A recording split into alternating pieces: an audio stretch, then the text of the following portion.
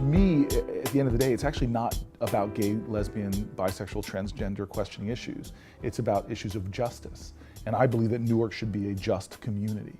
And when you have anybody within your community who are being singled out because of race, religion, sexual orientation, gender, for incidences and practices that are far too common, that are unconscionable to any lovers of justice, something needs to be done. What was your motivation for raising the gay flag, right? And what's your motivation for, standing up for the right for all couples to marry? And by doing that, making the choice not to marry couples until all couples have the right to be married. To me, it speaks of an ugly history that we rejected when it came to second-class citizenship for women, for minorities, for Native Americans, blacks, and so forth. So how can we not be tortured by this today?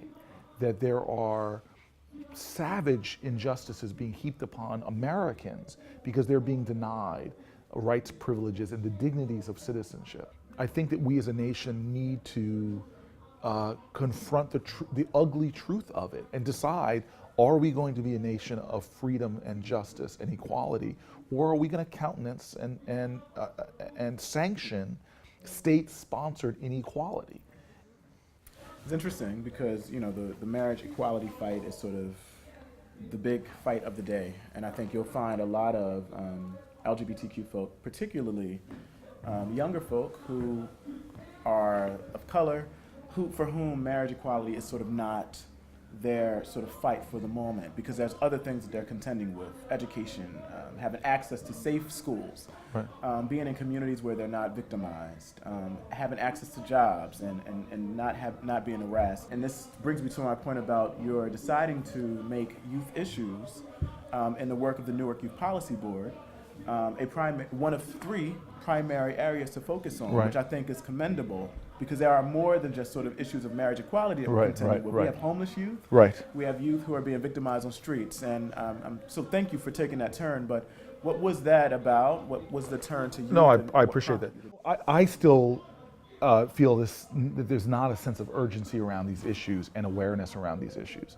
And I feel like there's a lot of good people who are on the sidelines, that's the old saying that's often attributed to Edmund Burke, the only thing necessary for evil to be triumphant is for good people to do nothing. And so for me, there's a big issue with awareness, and that somehow we need to get, not people like me speaking, there's something powerful about a human testimony. Mm-hmm. And I kind of would love for us to figure out ways to get the voices, because it's very hard to hate when you actually see the person, look in their eyes, sit next to them, and see that, you're not that different than me. We would be remiss not to mention Sakia Gunn, who was a 15-year-old lesbian who was stabbed in her heart a couple blocks from here. Her death will be commemorated on May 11th. And in many ways, that begins sort of a contemporary activist moment in Newark that connects to a larger history of LGBTQ movement. But her tragic death, I'm cautious not to make Sakia a martyr, right? She should not have been murdered, but absolutely catalyzed a community. Before you were mayor. Yeah. And in many ways, I feel like has birthed this sort of reinvigorated LGBTQ movement here.